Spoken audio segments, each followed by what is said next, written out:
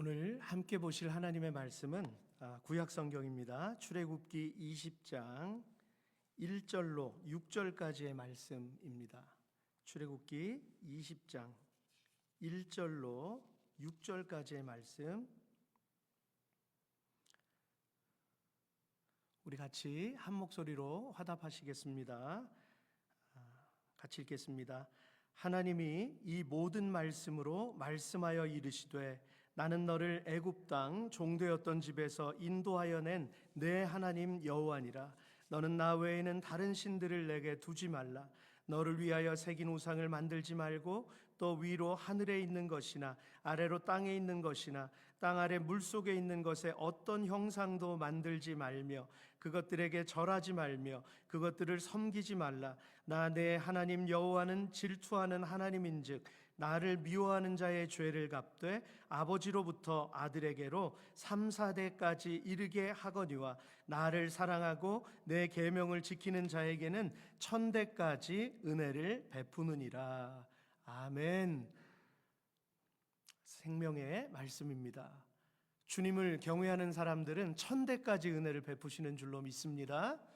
네, 그 살아계신 하나님, 출애굽했던 이스라엘 백성에게 함께 하신 그 하나님이 오늘 우리와도 분명히 함께 하십니다.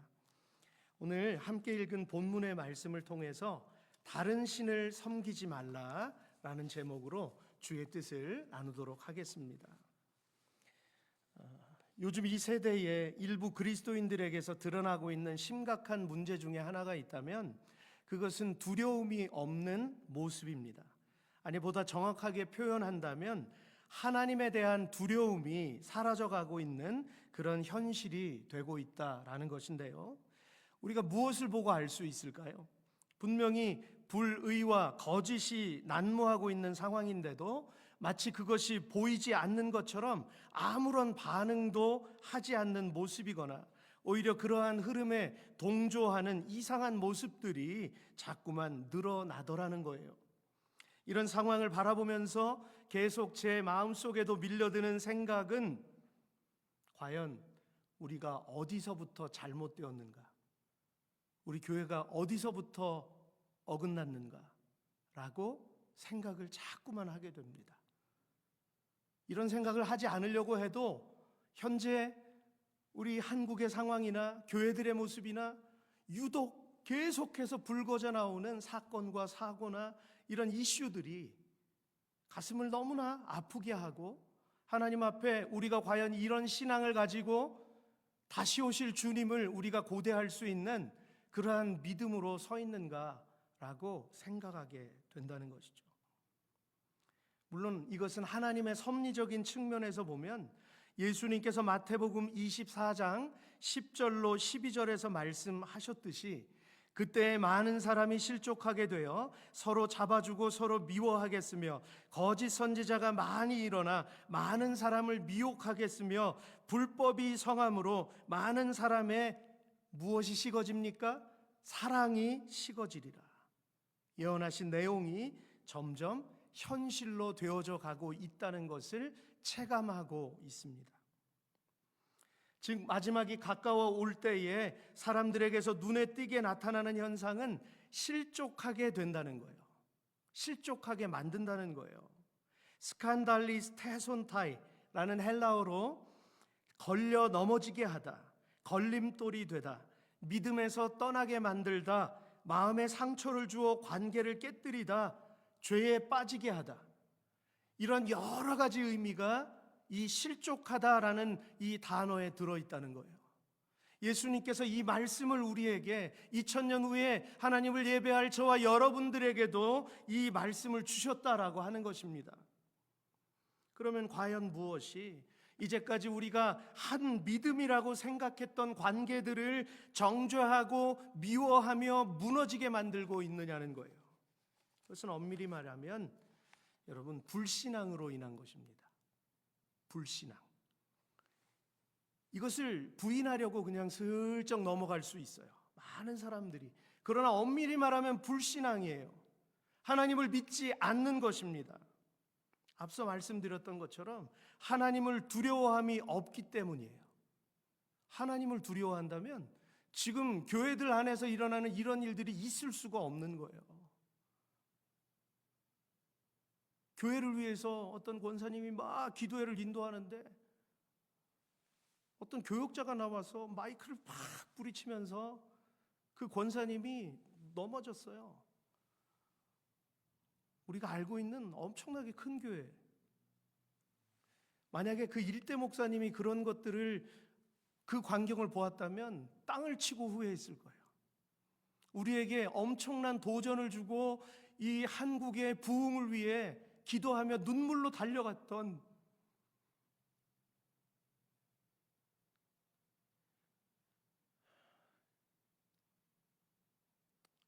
그 목사님들이 이 광경을 보면 어떻게 생각할까요? 세대가 바뀌고 엄청나게 어긋난 모습들을 지금 우리는 바라보고 있습니다. 청년으로 어떤 자매가 믿음 안에서 잘 성장했어요. 공산주의는 분명히 우상 숭배고 신앙의 자유에 대해서 너무나도 확실하게 배워왔는데 아마 직장 때문에 옮겼는지 큰 교회로 옮겼습니다. 근데 이 옮기게 된 그 교회에서 최근에 너무나도 충격적인 경험을 하게 됩니다. 전 진짜 있었던 일을 지금 얘기해 드리는 거예요. 지금 나라가 온통 공산주의 사상으로 물든 정치인들 때문에 난리인데, 그래서 교회마저 종교적인 탄압을 받을 위기에 놓여 있는데도 불구하고 청년부 모임 안에서는 이 나라의 위기에 대해서 전혀 이야기하지 않고 정말 이상하리만큼 그 이야기만 다 피해서 온갖 세상 이야기는 다 하면서도 정말 피부로 느껴질 정도로 그것에 대해서는 조용히 하고 있다는 거예요. 너무나 충격을 받았답니다, 이 자매가. 너무나 부자연스럽고 마치 일부러 피해서 그 화제만 피해가는 이런 모습을 보면서 교역자들도 그냥 바라보고 넘어가고,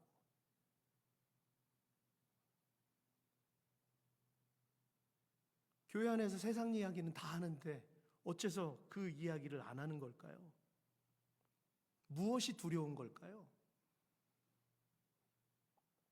최근 미국 뉴욕의 한 교회에서 51세의 한 백인 목사님이 성도들 앞에 예배 중에 고백을 합니다. 자신은 이제부터 남성인 척을 그만하겠고 목에는 무지개 목도리를 두른 채 자기의 성적 지향을 남성도 여성도 아닌 무성애라고 얘기했답니다. 목회자가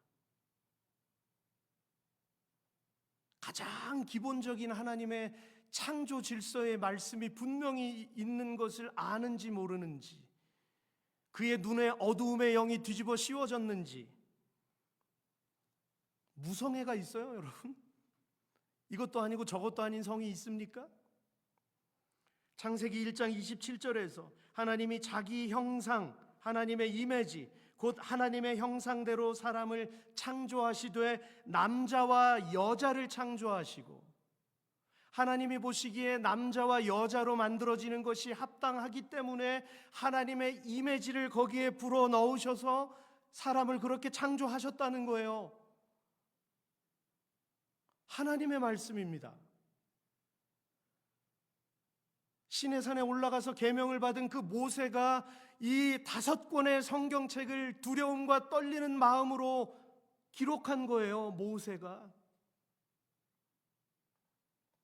그러면 무성애라고 이야기한 사람이 모세보다 월등한 사람입니까? 이 말씀을 주신 하나님보다 위입니까? 어째서 성경이 하지 않은 이야기를 예배 도중에 그렇게 할 수 있을까요? 제가 지금 2가지 이야기를 했습니다. 앞서서 한 가지 예화를 들려드렸고 지금 미국에서 일어난 이야기를 들려드렸어요.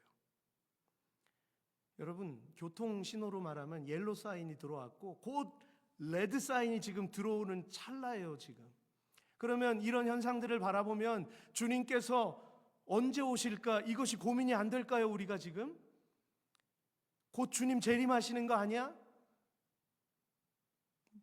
세기말적인 징조들이 계속해서 이렇게 극단적으로 드러나고 있는 그러한 세상을 우리가 살고 있습니다. 마태복음 19장 4절에서도 사람을 지으신 이가 본래 그들을 남자와 여자로 지으시고, 누가 하신 말씀이에요? 예수님께서 하신 말씀이에요. 그러면 그 앞에서 그렇게 행하는 사람들은 예수님보다 앞에 있는 사람들입니다. 예수님께서 말씀하신 거짓 그리스도인들, 적그리스도인 거예요. 적그리스도. 그런데 여전히 버젓이 그런 교회 안에 많은 성도들이 예배라고 하는 종교 행위를 하고 있다는 거예요. 여러분 분명히 기억하십시오. 이 세대의 교회는 겉으로 십자가를 달았다고 해서 모두가 교회가 아니라는 것을 여러분 꼭 기억하시기 바랍니다. 예수 그리스도의 십자가, 주님께서 우리를 위해 고난당하시고 우리를 위해 죽으시고 친히 부활의 모범을 보여주신 것은 장차 우리가 그 영광의 자리에 같이 하게 하시기 위해서 주께서 그 길을 굳이 보여주시고 걸어가신 거예요. 근데 그 모든 것들을 일축해서 쓰레기통에다 집어넣어버리는 이런 배도의 시대를, 배교의 시대를 우리가 살아가고 있다는 것입니다. 하나님의 말씀이 잘못된 것입니까? 하나님의 말씀이 일개 사람이 자기 생각으로 수정할 수 있는 거예요? 삭제할 수 있습니까? 근데 삭제하고 있다니까요. 천주교 안에서는 10계명 중에 몇 계명이 지금 한 계명이 사라져 있어요. 한 계명을 둘로 나눴어요. 한번 집에 가셔서 한번 어떤 건지 한번 보시기 바랍니다. 뭐가 달라 있는지. 숙제입니다. 근데 수세기, 수십 세기가 지나도록 아무런 일이 없는 것처럼 이 세상이 이렇게 예배 행위를 가지고 하나님 앞에 서고 있다는 거예요.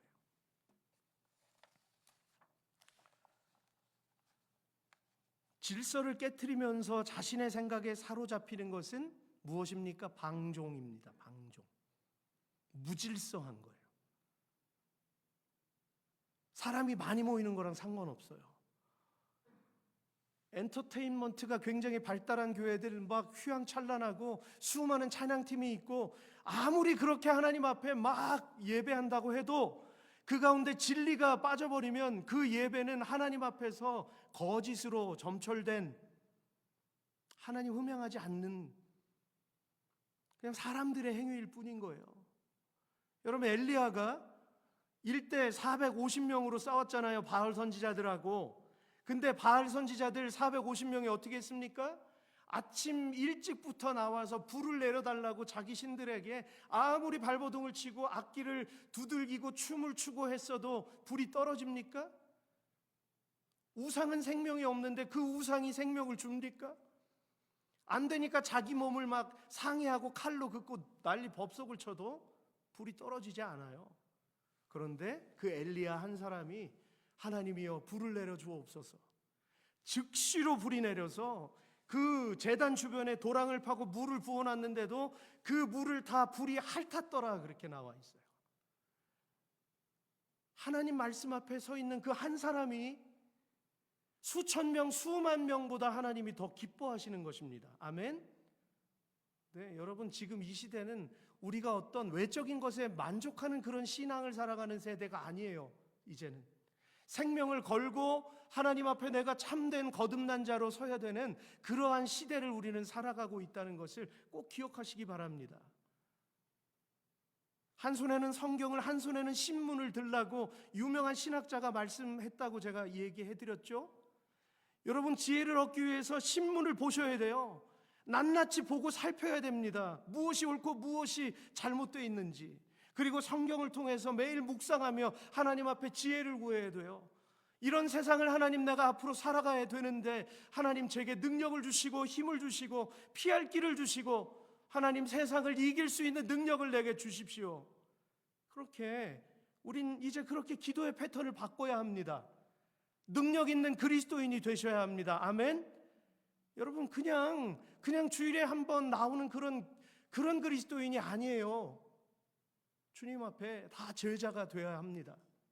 제자들만 순교의 길을 걸어갔어요. 제자들만 하나님이 기뻐하시는 자리에 섰습니다. 군중 무리들은 예수 그리스도를 십자가에 못 박아라, 오병이어 떡 주니까 쫓아다니던 사람들이 정작 위급한 순간에는 다 등을 돌려버렸어요.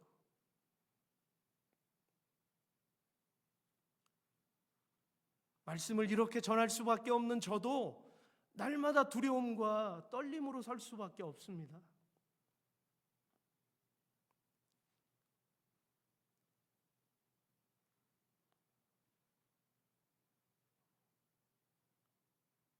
사랑하는 성도 여러분, 죄가 무엇입니까? 오늘 본문인 출애굽기 20장 3절과 5절에서 너희는 나 외에 다른 신을 섬기지 말라, 그것에 절하거나 그것을 섬기지 말아라, 나 여호와 너희 하나님은 질투하는 하나님이다. 그래서 내가 나를 미워하는 자를 벌하고 그의 죄에 대하여 그 자손 3, 4대까지 저주를 내리겠다. 그 자손 3, 4대까지 저주를 내리겠다는 하나님의 확고한 의지가 이 십계명에 들어있어요. 나 외에 다른 것을 섬기면, 사상적인 것으로 하나님 외에 다른 것을 섬기는 수많은 크리스찬들이 있어요. 인천의 어느 교회에서, 큰 교회입니다. 게다가 장로님이래요. 그분이 무엇을 한지 아십니까? 국회의원인데 차별금지법을 이번에 발의했답니다.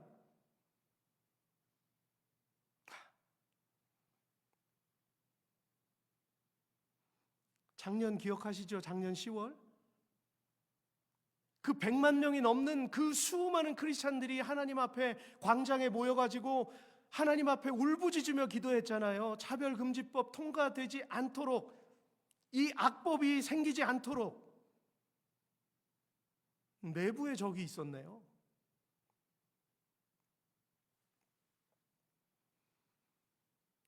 어떻게 그럴 수 있습니까? 그러면 그가 하나님을 예배한 건 무엇일까요? 십계명을 알고 있나요, 지금?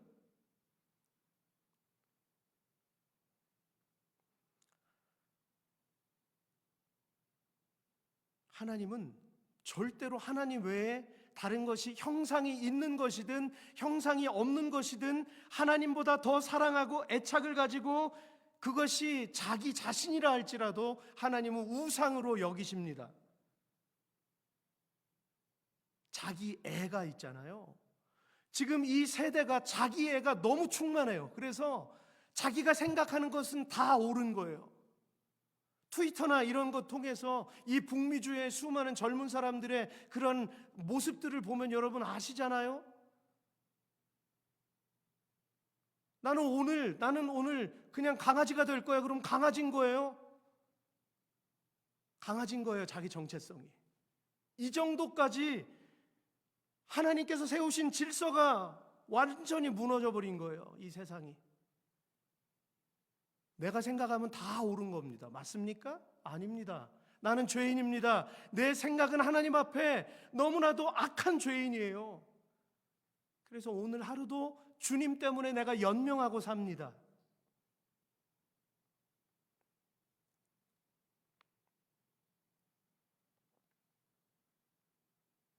십계명 제2계명이 하나님 외에 다른 신을 섬기는 것, 우상 숭배에 대해서 철저하게 금지하고 계신다는 사실이에요.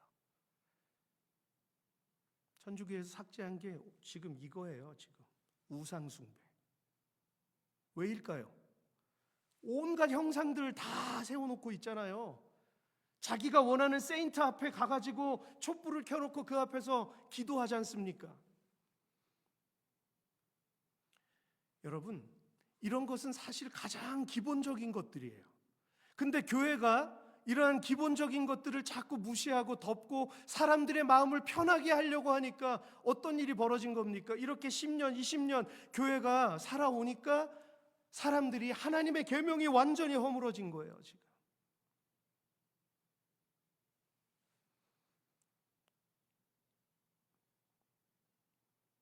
여러분들의 마음을 불편하라고 제가 이런 오늘 설교하는 거 아닙니다.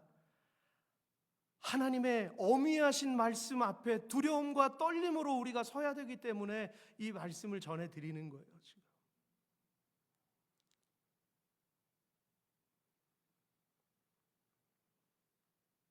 하나님보다 두려워해야 할 것은 없습니다. 사람을 두려워하지 마십시오. 하나님을 두려워해야 합니다.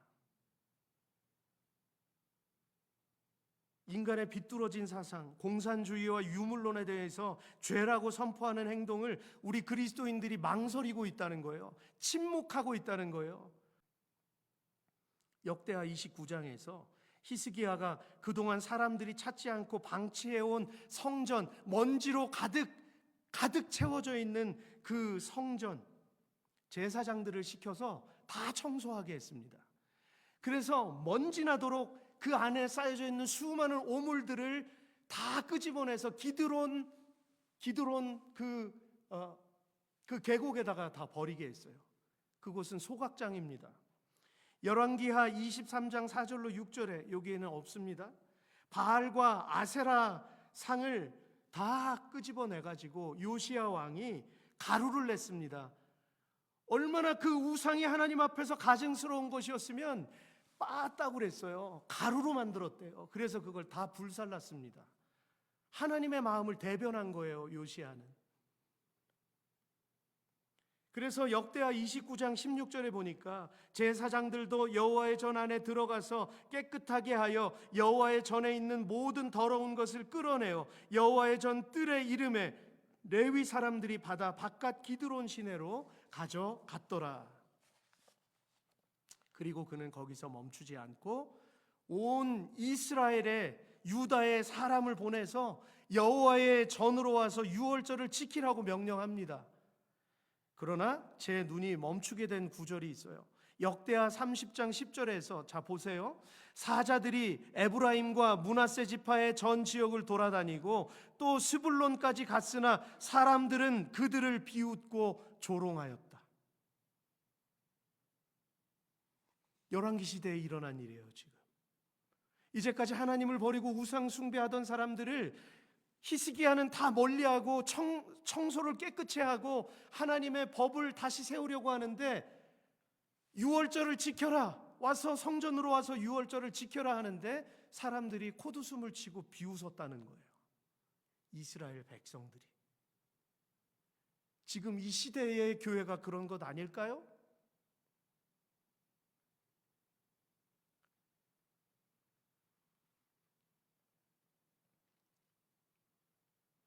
그동안 우리가 신앙생활을 해오면서 모든 크리스천들이 오직 하나님을 섬길 것이다, 여호와께서 금하신 것은 당연히 우상 숭배라는 건 상식적으로 알고 있을 것이다 라고 생각했지만 뚜껑을 정작 열어보니까 웬걸요? 제가 지지난주인가 언제 설교 중에 제가 여러분들에게 말씀드렸잖아요. 한국 크리스찬들 중에 20%가 무속을 찾는다고요. 점쟁이 무당을 찾는다고요. 그것을 바라보면서 괜찮다라고 인정하는 사람들이 30%라고 제가 말씀드렸습니다. 죄에 대해서 방임하고 낙관적인 생각을 가지고 있는 현실. 여러분, 우리 할아버지 할머니 세대 그 교회, 거기에서는요 죄가 교회 안에 일절 들어오지를 못했어요. 조금의 죄라도 있으면 징계를 했습니다. 교회 안에서 직분자들의 직분을 멈췄어요. 그런데 이 세대는 사람을 너무 두려워해서 교회 안에 아무런 일도 일어나지 않아요. 복음이 너무 가벼워졌어요. 믿기만 하면 구원받는다, 이렇게만 생각하는 거예요. 성화의 과정을 완전히 무시하는 거예요. 종교개혁자들의 그 복음은 그런 의미가 아니었는데 세례 한번 받으면 구원받은 줄로 착각하고 그 시간이 시작인 것을 사람들은 알지 못해요. 여러분, 우리는 날마다 성화되어야 되고 우리는 날마다 변화되어야 합니다. 아멘. 주님의 나라 갈 때까지 우리는 끊임없는 노력을 해야 돼요. 내가 이 정도에서 이 상태에서 멈춰서는 안 돼. 나는 주님께서 원하시는 분량까지 이르러야 한다.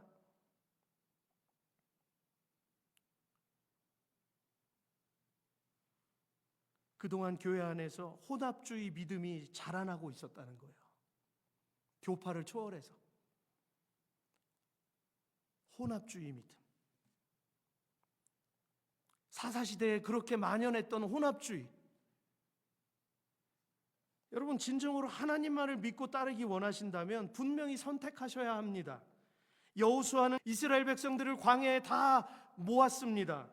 그리고서 여호수아 24장 15절을 보면은 만일 여호와를 섬기는 것이 너희에게 좋지 않게 보이거든 너희 조상들이 강 저쪽에서 섬기던 신들이든지 또는 너희가 거주하는 땅에 있는 아모리 족속의 신들이든지 너희가 섬길 자를 오늘 택하라. 오직 나와 내 집은 여호와를 섬기겠노라 하니. 사랑하는 성도 여러분, 그렇습니다. 하나님만을 섬겨야 할 이 믿음은 이스라엘만의 문제가 아니었다는 거예요. 오늘 우리의 문제라는 거예요. 이게 지금 여호수아는 두리뭉실하게 믿고 있었던 그들의 믿음을 이미 알고 있었다는 겁니다. 그래서 정말 중요한 싸움을 싸워야 하는데 이 상태로 하나님 앞에 서면 안 되겠기에 백성들을 모아놓고 성도들을 모아놓고 지금 선포하는 거예요. 양단 간의 선택을 하십시오. 여호와를 선택할 건지 우상을 선택할 건지 중간지대는 없습니다. 분명히 선택하십시오. 하나님의 영이 임해서 이스라엘 백성들이 만장일치로 여호와만을 따르겠다고 결단했습니다. 얼마나 위대한 믿음입니까? 여호수아의 믿음이 그런 믿음인 거예요. 우리 이 시대의 젊은 세대는 여호수아 세대가 되어야 할 줄로 믿습니다. 네, 여러분들은 여호수아와 같은 믿음이 되시기를 축복합니다. 여호수아가 살아있는 날 동안 죄가 침범하지 못했어요. 우상이 침범하지 못했습니다. 여러분, 우리 꿈꾸는 교회를 우리가 같이 예배하며 세워가면서 어떤 꿈을 꾸십니까? 많은 분들이 빠국하게 이 자리에 차서 정말로 하나님 앞에 거듭난 이들이 다 두 손을 들고 눈물을 흘리며 기도하고 경배하는 모습을 우리는 꿈꿀 수 있습니다. 하지만 그것보다 더 중요한 것은 설령 그리 아니할지라도, 그러한 교회의 모습이 안 갖춰진다 할지라도 여러분, 이 가운데 은혜와 진리가 있는 교회가 되어야 할 줄로 믿습니다. 여러분, 하나님께서 원하시는 교회는 그 교회예요. 은혜와 진리가 있는 교회. 예수님 분명히 말씀하셨지 않습니까? 너희가 영과 진리로 예배해라. 다른 것을 주님은 원하지 않으시는 거예요.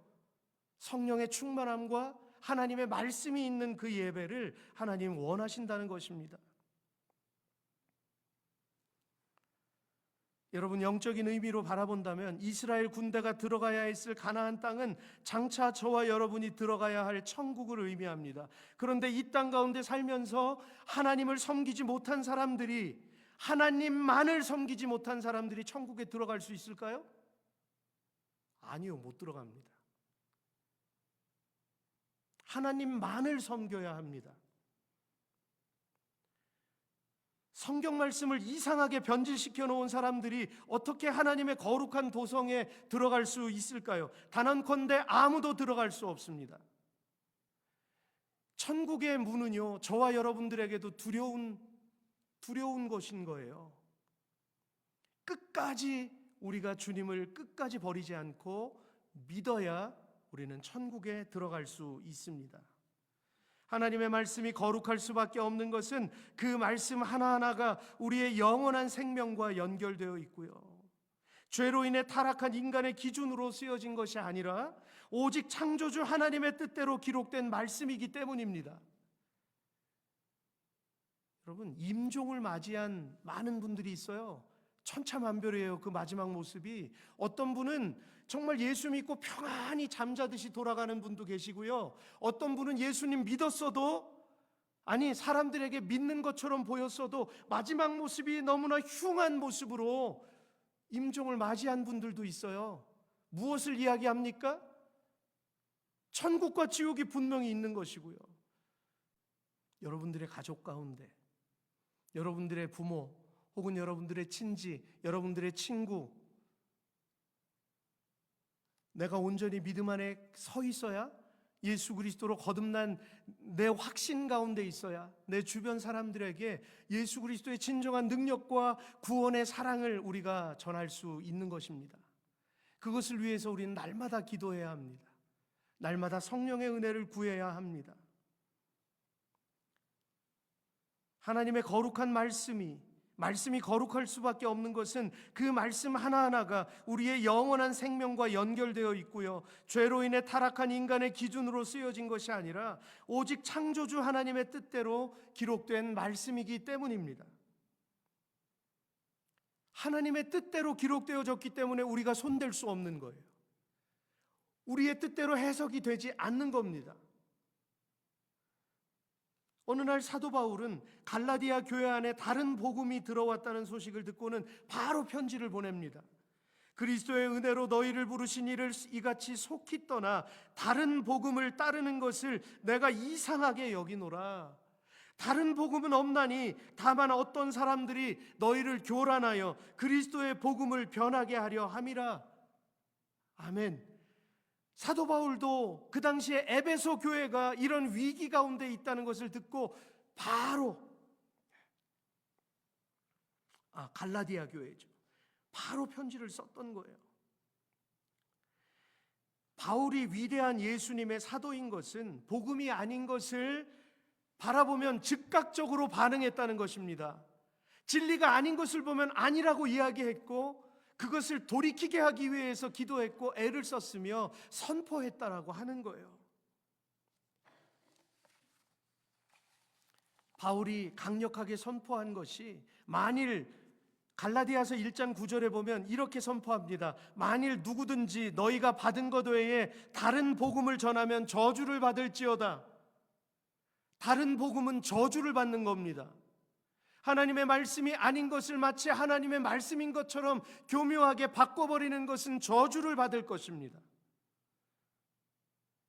그런데 이 두려운 말씀 앞에 왜 서지 않느냐는 거예요.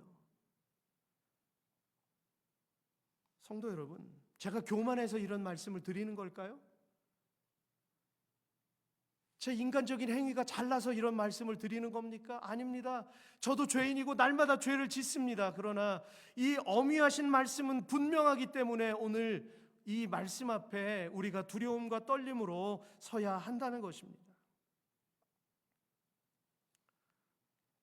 얼마나 두려운 말씀입니까? 얼마나 무섭습니까? 그러나 이 세대는 하나님에 대해서 전혀 두려워하지 않고 있다라는 거예요. 왜 그렇습니까? 교회 안에 있는 많은 사람들이 결국은 하나님을 알지 못한다는 겁니다. 거룩하신 하나님을 경험하지 못한 결과라는 사실이에요. 우리가 하나님을 예배하는 믿음은 무엇을 기초로 하나요? 그것은 살아계신 하나님을 향한 거룩한 두려움, the fear of the Lord, 하나님을 두려워하는 경외감, 그것을 우리가 가지고 있어야 한다는 거예요. 찰스 스펄전 목사님은요, 회심하지 않는 자에게 주는 경고, 이게 설교 제목이에요. 얼마나 무섭습니까? 회심하지 않은 자에게 주는 경고. 그래서 이렇게 이야기합니다. 하나님을 두려워하는 것은 단순한 공포가 아닙니다. 그것은 사랑하는 마음으로 그분께 불순종할까 봐 염려하는 마음입니다. 그의 긍휼하심이 당신을 구원했기 때문에 당신은 그분의 honor, 그분의 명예를 더럽힐까 봐 더욱 두려워해야 합니다. 네, 이것이 하나님을 두려워해야 하는 그 이유인 거예요. 하나님의 명예를 우리의 잘못된 행위로 실추시키기 때문에 두려워해야 한다는 것입니다. 이스라엘이 그토록 오랜 시간 동안 여호와 하나님을 믿는다고 했으면서도 하나님을 속이고 기만했던 이유가 무엇인가요? 이스라엘 백성들조차도 눈앞에 하나님이 안 보이니까, 그분의 눈을 피하거나 속일 수 있다고 생각한 것 아니겠습니까? 그러나 하나님께서 계명을 주시기 전에 이스라엘 백성들이 이집트를 떠난 지 3개월이 되던 해에 시내산 앞에 광야에 머물게 하셨습니다. 그곳에 텐트를 치고, 그리고 하나님께서 산으로 모세를 부르셨습니다. 내가 애굽 사람에게 어떻게 행하였음과 내가 어떻게 독수리 날개로 너희를 업어 내게로 인도하였음을 너희가 보았느니라. 세계가 다 내게 속하였나니 너희가 내 말을 잘 듣고 내 언약을 지키면 너희는 모든 민족 중에서 내 소유가 되겠고 너희가 내게 대하여 제사장 나라가 되며 거룩한 백성이 되리라. 너는 이 말을 이스라엘 자손에게 전할지니라. 아멘. 모세를 부르셔서 거룩한 백성이 되라고 촉구하십니다. 너희를 이집트에서 불러낸 이유는, 내가 독수리 날개로 업어 안고 너희를 이끌어가는 이유는 너희가 거룩한 백성이 되게 하기 위함이다. 이 죄 많은 세상에서 저와 여러분들 한 사람 한 사람을 불러서 이 교회 안에 세우신 것, 거룩한 백성이 되게 하시기 위함입니다. 단 그렇게 무한한 사랑과 긍휼로 인도해 주신 하나님 앞에 그들이 지켜야 할 것이 있었는데요, 오늘 우리가 하나님을 예배함에 있어서 신중하게 묵상해야 되는 이유, 정결해야 합니다. 저와 여러분들은 정결해야 합니다. 하나님 앞에서 생각으로, 마음으로, 계획으로, 눈으로 보는 것과 사람들 앞에서 내가 내 말을 내뱉는 행위들, 모든 것들 속에 나는 정결해야 합니다. 하나님 앞에 정결하지 않으면 하나님은 그것을 판단하십니다. 그것을 하나님의 진리의 추에, 거룩의 추에 달아 보십니다. 그래서 사람들이 저와 여러분들을 어떻게 평가하든, 어떻게 오해하고 우리를 이상한 사람 취급한다 할지라도 하나님 앞에서만큼은 저와 여러분들이 바른 양심을 가지고 정결해야 합니다. 세상을 살아가면 여러 가지 오해를 받잖아요. 그렇지 않습니까? 직장 생활하면서 내 마음은 그렇지 않은데 사람들은 나를 이상하게 몰아붙이고 오해할 때도 있어요. 그러나 그것에 개의치 마시고 하나님 앞에 진실하시고 하나님 앞에 정결하셔야 합니다. 하나님께서 백성들 자신의 몸을 정결하게 씻는 것은 물론이고 옷을 깨끗하게 빨라고 말씀하셨고, 하나님이 부르실 정하신 때를 기다리고 이성 간의 관계를 가까이 하지 말라고 말씀하셨고, 무엇보다도 중요했던 명령은 산 위에 바운더리를 설정하셔서 절대로 그 경계를 넘지 말라고 하셨어요. 왜요? 하나님은 거룩하신 분이기 때문에. 여러분 놀랍지 않습니까? 하나님의 은혜가, 하나님은 그 경계선을 넘으면 다 죽이겠다고 말씀하셨어요. 그렇게 거룩하신 하나님이신데 예수 그리스도를 통해서 성소에 들어갈 담력을 우리에게 얻게 하셨다는 것이 놀랍지 않습니까? 예수의 이름으로 주님 앞에 내가 다이렉트로 주님 앞에 나아가는 것이 얼마나 놀라운 은혜입니까? 여러분, 이 은혜를 그렇기 때문에 우리는 깊이 묵상해야 합니다. 그래야 우리 가운데 감격이 있고, 그래야 하나님을 향해 우리가 거룩한 찬양을, 그 예배를 우리가 올려드릴 수 있는 것이죠. 그러나 지금 이 세대를 바라보시기 바랍니다. 단지 사랑이라는 말을 앞세워서 이 세상이 얼마나 사랑 타령을 얼마나 많이 해요. 교회가 사랑해야지, 크리스찬이 사랑해야지. 그런데 여러분, 사랑은 하나님 질서 안에, 질서 아래에 있는 것입니다. 하나님의 질서 안에서 이루어지는 사랑이 진정한 사랑인 것입니다. 그런데 세상은 이 사랑을, 하나님을 삭제시켜버린 인간의 끝없는 쾌락에 의한 사랑만을 계속 강조하고 있는 거예요. 우리 크리스찬들에게도 자기들이 원하는 사랑을 원하는 거예요. 그러나 여러분, 그것에 속지 마십시오. 교회는 그런 것에 속으면 안 됩니다. 우리가 어려운 사람을 도와줄 수 있고, 병든 사람을 치료해 줄 수 있고, 우리가 그런 사람들을 품을 수 있고, 울 수 있고, 사랑할 수 있습니다. 그러나 여러분, 제가 매일매일 강조하는 것은 하나님의 거룩하심 없이 그것만 행하는 것은 NGO 단체나 그냥 똑같은 거잖아요. 영혼을 사랑하는 것, 영혼을 사랑하는 것이 회복되어지고 그것을 위해서 죽을 수밖에 없는, 지옥에 던져질 수밖에 없는 영혼들을 위해서 우리가 복음을 전하는 것이 우리의 큰 사명인 것입니다. 근데 사랑이라는 말을 앞세워서 거룩하신 하나님의 말씀들을 왜곡하고 바꾸고 입맛에 맞는 해석을 해서 사람들의 마음을 편하게 만들어주죠. 사람의 마음을 편하게 만들어주는 것이 은혜 받는 거랍니다. 맞습니까? 사람의 마음을 편하게 만들어주는 것이 하나님께서 원하시는 은혜입니까? 이렇게 설교하는 저조차도 지금 굉장히 저도 결단하고 지금 여러분들에게 설교를 하는 거예요. 내 마음이 편해도, 내 마음이 편한 채로 교회 밖을 나가도 하나님이 불편하시면 그건 은혜로운 예배가 아닌 거예요. 내가 조금 불편해도 하나님이 영광 받으시는 예배가 있습니다. 내가 연약하고 내가 죄악 가운데 있어도 그래도 끈질기게 내게 은혜를 주시는 그 하나님을 붙잡는 예배, 하나님 그 예배를 긍휼히 여기시고 받으시는 그러한 예배가 될 수 있다는 것입니다. 그래서 세상과 교회가 전혀 영적 구분이 없는 혼합주의적인 교회를 만들려고 지금 많은 사람들이 시도를 하고 있다는 거예요. 요한계시록 2장 5절에서 그러므로 너는 어디서 잘못되었는가를 생각하고 회개하여 처음에 행한 일을 하여야 하리라. 내가 만일 회개하지 않으면 내가 가서 내 촛대를 그 자리에서 옮겨버리리라 말씀하셨어요. 촛대를 옮긴다는 것은 내 얼굴을 너에게서 돌리겠다는 말씀입니다. 하나님께서. 성경은 당시 에베소 교회를 혼란스럽게 만들었던 이들을 가리켜서 니골라당이라고 부르는데요, 오늘 현대교회 안에도 이 니골라당의 이론과 비슷한 형태들이 있어서 우리 그리스도인들을 혼란스럽게 하고 있다는 사실이에요. 여러분, 기독교 단체의 탈을 쓴 단체들 중에서도 여러분들이 보지 말아야 될 신문도 있고요, 개인적으로 제가 말씀드릴게요. 기독교라는 이름을 단 그 단체들이 오히려 앞장서서 교회를 욕하고 무너뜨리는 이런 일들이 지금 버젓이 일어나고 있습니다. 그래서 저는 그런 것들 보면 당장 돌려버려요. 보지 않습니다. 삭제시킵니다. 그냥.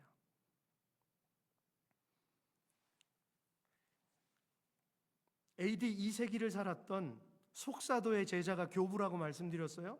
그 교부 중에 이레니우스라는 분이 계세요. 이분이 니골라당에 대해서 이렇게 이야기했습니다. 방종한 삶을 정당화하는 집단이다.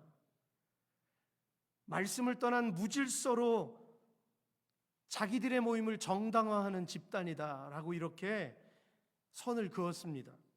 그들이 추구했던 것은 영적인 엘리트주의, 스피리추얼 엘리티즘, 즉 신앙적인 우월의식을 가지고 있던 특정 그룹이었는데요, 이들의 이론은 육체의 행위가 사람의 영에는 전혀 영향을 주지 않는다고 믿었고 전했습니다. 그래서 영이 구원을 받는 것이지 육신은 모든 죄를 다 저질러도 상관없다는 거예요. 그러니까 양심에 거리끼는 일이 하나도 없죠. 세상을 살면서 다 하는 겁니다. 얼마나 편하게 신앙생활을 하겠어요? 얼마나 자유함을 누리며 살겠어요? 그죠? 그게 진리라면 저도 그렇게 신앙생활하고 싶네요. 그러나 그게 진리가 아니기 때문에 우리는 그것을 철저히 배격해야 하는 것이죠. 고상하게 예수 믿는 것, 지식이 전부인 양.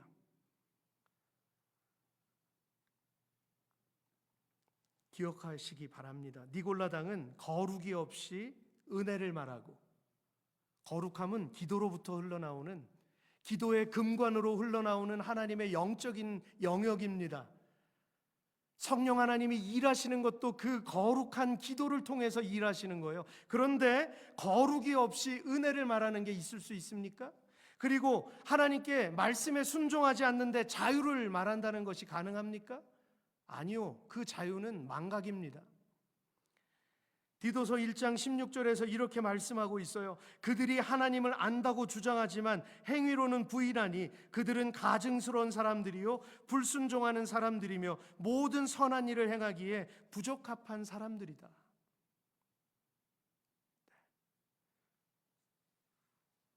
사도 바울이 이렇게 전하고 있는 것입니다. 말씀을 마무리하겠습니다.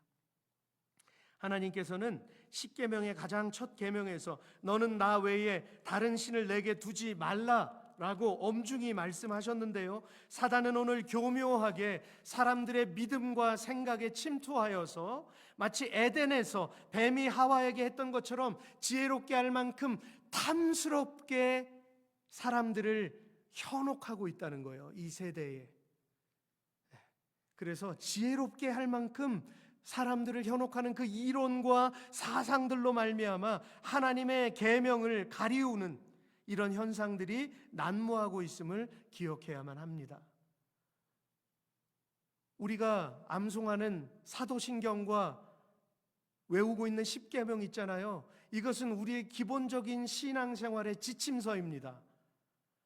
이것을 우리가 그냥 매일매일 그냥 생각 없이 암송하는 것이 아니라 한 소절 한 소절을 우리가 매일매일 읊조리고 그 진정한 의미를 되새길 때 어두운 영이 떠나가게 되고 우리가 하나님 앞에 자유함을 누리며 살아갈 수 있는 것입니다. 그래서 이 왜곡된 사탄의 공격을 끊고 그 유혹을 물리칠 수 있는 유일한 방법은 아까 우리 기도자 우리 집사님께서 구원의 검, 성령의 검을 고백하셨잖아요. 구원의 투구와 성령의 검, 곧 하나님의 말씀을 가지라. 현대인들이 이 하나님의 말씀을 갖지 않았기 때문에 이런 일들이 지금 벌어지고 있는 것입니다. 사랑하는 성도 여러분, 오늘 저와 여러분은 내 자신이 원하는 신앙생활이 아니라 내가 원하는 신앙생활이 아니라 거룩한 하나님께서 원하시는 삶을 우리가 살아내야 할 줄로 믿습니다. 왜냐하면 그분만이 유일한 진리요 생명이시기 때문입니다.